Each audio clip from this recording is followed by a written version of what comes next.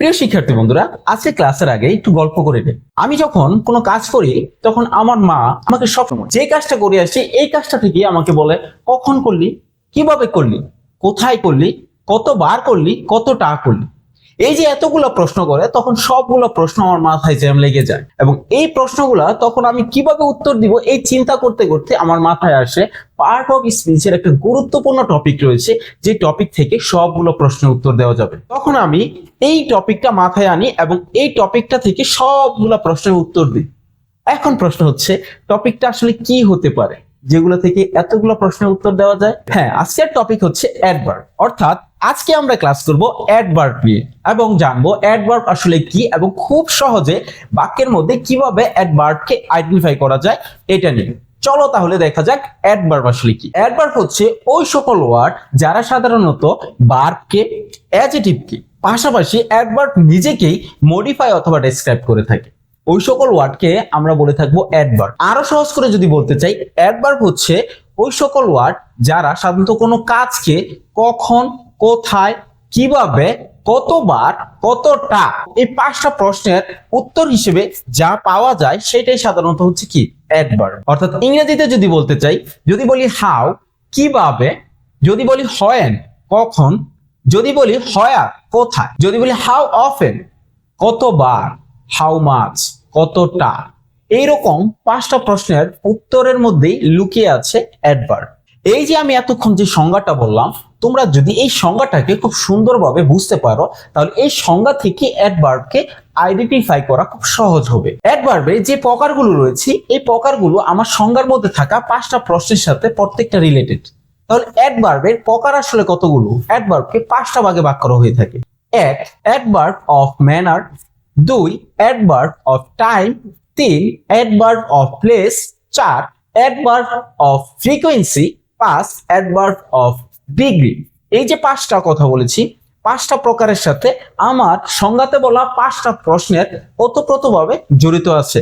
তাহলে চলো দেখা যাক এই পাঁচটা প্রশ্ন দিয়ে পাঁচটা প্রকারকে খুব সুন্দরভাবে আমরা কিভাবে আইডেন্টিফাই করতে পারবো এটা এখন দেখা যাক। অ্যাডভার্বে যে পাঁচটা প্রকার রয়েছে এই পাঁচটা প্রকারের মধ্যে যে সর্বপ্রথম প্রকারটা রয়েছে অ্যাডভার্ব অফ ম্যানার। এই অ্যাডভার্ব অফ ম্যানারটা আসলে কি? সেন্টেন্সে থাকা ভার্বকে যদি কিভাবে কাজটা করা হলো এরকম প্রশ্ন করা হয়ে থাকে এবং এর বিপরীতে যে ওয়ার্ডটা পাওয়া যায় এই ওয়ার্ডটাই হচ্ছে অ্যাডভার্ব অফ ম্যানার। চলো তাহলে দেখা যাক উদাহরণের মাধ্যমে অ্যাডভার্ব অফ ম্যানারটা কি।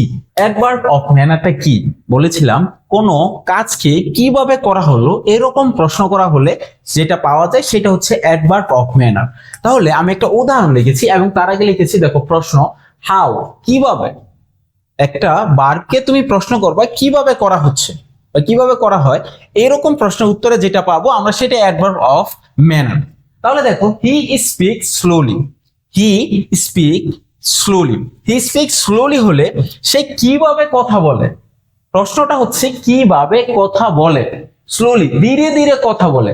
তাহলে এই ভার্বটাকে যখন আমি প্রশ্ন করলাম সে কিভাবে কথা বলে, উত্তর স্বরূপ আমরা পেলাম হচ্ছে স্লোলি। তাহলে স্লোলি কথাটাকে আমরা বলতে পারি অ্যাডভার্ব অফ ম্যানার। আরো একটা উদাহরণের মাধ্যমে যদি বোঝানোর চেষ্টা করি তাহলে এরকম হবে, শি রানস কুইকলি। দেখো আমি বলেছি শি রানস কুইকলি, সে কিভাবে দৌড়ায়, সে কিভাবে দৌড়ায়, সে দ্রুত দৌড়ায়। তাহলে এই ভার্বটাকে প্রশ্ন করলাম যে সে কিভাবে দৌড়ায়, উত্তর স্বরূপ পেলাম দ্রুত দৌড়ায় অর্থাৎ কুইকলি। তাহলে এই কুইকলিটাকে আমরা কি বলতে পারি? Adverb of manners. কিভাবে আরো সহজে চিনবো, দেখো এল ওয়াই এল ওয়াই, এবং আমি একটা নোট লিখেছি, এরা বেশিরভাগই এল ওয়াই দিয়ে শেষ হবে। কুইকলি, ফাস্টলি, রেগুলারলি, এই যে কথাগুলো এই কথাগুলোকে আমরা বলতে পারি হচ্ছে অ্যাডভার্ব অফ ম্যানার। আশা করি অ্যাডভার্ব অফ ম্যানারটা তোমরা বুঝতে পেরেছো। এখন চলো দেখা যাক অ্যাডভার্ব অফ প্লেসটা কি। অ্যাডভার্ব অফ প্লেসকে আমরা একটা সেন্টেন্স থেকে কিভাবে চিনবো। অ্যাডভার্ব অফ প্লেসকে চিনতে হলে তোমাকে দেখো আমি বলেছি যে সেন্টেন্সটা থাকবে ওই সেন্টেন্সের মধ্যে অন্তর্ভুক্ত ভার্বকে তুমি হোয়ার অর্থাৎ কোথায় দিয়ে প্রশ্ন করো। দেখো আসলে কোথায় দিয়ে প্রশ্ন করার পরে যা পাওয়া যাবে সেটাই হচ্ছে অ্যাডভার্ব অফ প্লেস। তাহলে দেখো আমি একটা উদাহরণ লিখেছি, he is standing there. He is standing there, সে সেখানে দাঁড়িয়ে আছে। সে সেখানে দাঁড়িয়ে আছে বলতে স্ট্যান্ডিং একটা ভার্ব, একে আমি প্রশ্ন করেছিলাম কোথায়। উত্তরস্বরূপ আমি পেয়েছি সেখানে। তাহলে এই যে এই উত্তরটা আমি পেয়েছি সেখানে, এই সেখানে কথাটা হচ্ছে অর্থাৎ দেয়ার কথাটা হচ্ছে এই জায়গায় অ্যাডভার্ব অফ প্লেস। আরো সহজ করে একটা উদাহরণের মাধ্যমে আমি বুঝাই, কাম হেয়ার। দেখো আমি লিখেছি কাম হেয়ার, কাম হেয়ার মানে এখানে এসো। তো এখানে এসো কথাটাকে এই যে ভার্বটা, এই ভার্বটাকে একটা প্রশ্ন করি, কোথায় এসো, কোথায় আসে, এখানে, এখানে এসো। এই যে এখানে এই যে উত্তরস্বরূপ আমরা পেলাম হেয়ার, এই হেয়ার কথাটা একটা অ্যাডভার্ব অফ প্লেস, অর্থাৎ এটা দ্বারা কোথায় প্রশ্ন করলে উত্তরটা পাওয়া যায় এখানে, একটা প্লেস জায়গা পাওয়া যায়। আর এই জন্য এই হেয়ার কথাটা একটা অ্যাডভার্ব অফ প্লেস। কি বুঝলাম? যদি বাক্যে অবস্থিত অর্থাৎ সেন্টেন্সে অবস্থিত যে ভার্বটা থাকবে, এই ভার্বকে যদি তুমি প্রশ্ন করো কোথায় দিয়ে, তাহলে উত্তরস্বরূপ তুমি যেটা পাবে সেটা হচ্ছে অ্যাডভার্ব অফ প্লেস। চলো এখন দেখা যাক অ্যাডভার্ব অফ টাইমটা কি। Adverb of manner, adverb of place, এদের মতোই অ্যাডভার্ব অফ টাইমটাও খুব সহজ, ধরাটা খুবই সহজ। কেমন? আমরা ওই যে অ্যাডভার্ব ম্যানার ক্ষেত্রে দেখেছিলাম কিভাবে প্রশ্ন করা হলে যেটা পাওয়া যায় সেটা ম্যানার্স, এবং কোথায় প্রশ্ন করলে যেটা পাওয়া যায় সেটা হচ্ছে কি অ্যাডভার্ব অফ প্লেস। ঠিক একই রকম যদি বাক্যে অর্থাৎ সেন্টেন্সের মধ্যে অবস্থিত যে ভার্বটা থাকবে, এই ভার্বটাকে যদি কখন দিয়ে তুমি প্রশ্ন করো, তার ক্ষেত্রে তুমি যেটা পাবে সেটা হচ্ছে কি অ্যাডভার্ব অফ টাইম। তাহলে আমি যে উদাহরণটা লিখেছি এই উদাহরণটার মাধ্যমে আমি খুব সুন্দর করে বুঝাই। দেখো আমি লিখেছি I will go tomorrow, I will go tomorrow, আমি আগামীকাল যাব। আমি যদি এখন প্রশ্ন করি কখন যাব, তাহলে আমার উত্তরটা হবে আগামীকাল যাব। এই ক্ষেত্রে এই যে ভার্বটাকে তুমি প্রশ্ন করো আমি কখন যাব, তাহলে উত্তর স্বরূপ আসবে আগামীকাল, অর্থাৎ টুমরো। এই গোটাকে আমি প্রশ্ন করেছিলাম কখন, হোয়েন, আমি কখন যাব, আমি উত্তর স্বরূপ পেয়েছি টুমরো, আগামীকাল। তাহলে এই প্রশ্নের উত্তরে আমি যেটা পেলাম সেটা হচ্ছে টুমরো, অর্থাৎ অ্যাডভার্ব অফ টাইম, সময় পেয়েছি, আগামীকাল যাব। আর এই টুমরো কথাটা হচ্ছে অ্যাডভার্ব অফ টাইম। আরেকটা উদাহরণের মাধ্যমে আমরা বুঝি, হি ক্যাম ইয়েস্টারডে, সে গতকালকে এসেছিল। সে গতকালকে এসেছিল মানে কি? আমি যখন প্রশ্ন করি সে কখন এসেছিল, তা উত্তরটা কি আসবে গতকাল এসেছিল। তুমি দেখো তো এই সেন্টেন্সটাতে হি ক্যাম ইয়েস্টারডে, এই ক্যাম ভার্বটাকে আমি প্রশ্ন করি কখন দিয়ে, সে কখন এসেছিল, উত্তরস্বরূপ বের হবে ইয়েস্টারডে, সে গতকালকে এসেছিল। তাহলে উত্তরস্বরূপ যে ইয়েস্টারডে বের হচ্ছিল, এই ইয়েস্টারডে হচ্ছে অ্যাডভার্ব অফ টাইম, অর্থাৎ সময় নির্দেশ করছে। কখন দ্বারা প্রশ্ন করেছি, বের হয়েছে কি গতকাল, সময় আমরা পেয়েছি যে গতকাল এসেছে।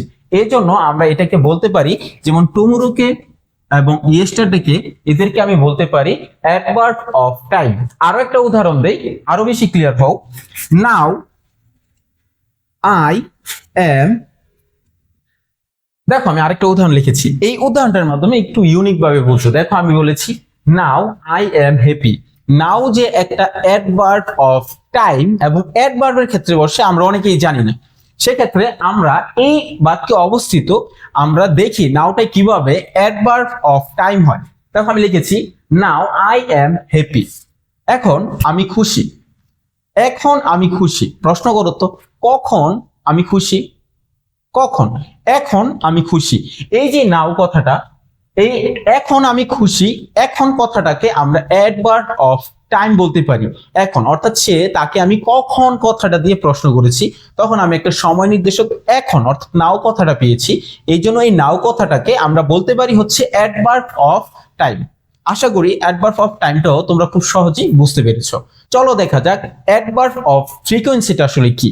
অ্যাডভার্ব অফ ফ্রিকোয়েন্সিটা হচ্ছে কাজটা কতবার করা হয় এরকম যদি কোনো বোঝানো হয়ে থাকে, তাহলে সেটাকে বলা হয়ে থাকে অ্যাডভার্ব অফ ফ্রিকোয়েন্সি। দেখো আমি লিখেছি প্রশ্ন হাউ অফেন, অর্থাৎ কতবার একটা কাজ কতবার করা হয়, যদি এই প্রশ্ন করা হয়ে থাকে তাহলে সেটাকে বলা হয়ে থাকে অ্যাডভার্ব অফ ফ্রিকোয়েন্সি। উদাহরণের মাধ্যমে খুব সহজেই বুঝতে পারবো, চলো উদাহরণের মাধ্যমে দেখি। দেখো আমি একটা উদাহরণ লিখেছি, I visited my village once, আমি একবার আমার গ্রামের বাড়ি গিয়েছিলাম, মানে আমি একবার গ্রামে গিয়েছিলাম। কতবার গিয়েছিলাম, আমি বলেছিলাম যে অ্যাডভার্ব ফ্রিকোয়েন্সি কাজটা কতবার হয় এরকম, কতবার হয় এরকম প্রশ্ন যদি করে এবং তার উত্তরে যেটা পাওয়া যায় সেটা হচ্ছে তোমার অ্যাডভার্ব অফ ফ্রিকোয়েন্সি।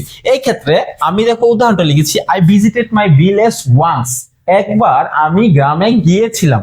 কয়বার গিয়েছিলাম? একবার। এই ওয়ান্স কথাটা হচ্ছে একটা কি অ্যাডভার্ব অফ ফ্রিকোয়েন্সি, অর্থাৎ প্রশ্ন করলে আমার কতবার এই উত্তরটা আসে তাহলে ওয়ান্সটাকে আমরা বলতে পারি অ্যাডভার্ব অফ ফ্রিকোয়েন্সি।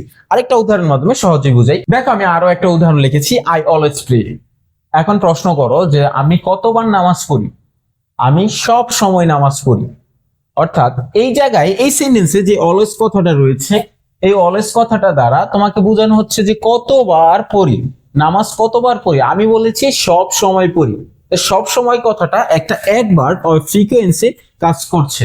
তুমি প্রশ্ন করতে পারবে কতবার নামাজ পড়ো, আমি বলতে পারবি যে সব সময় নামাজ পড়ি, অর্থাৎ 5 বার বলতে সব সময়কে এটা বোঝানো হয়েছে।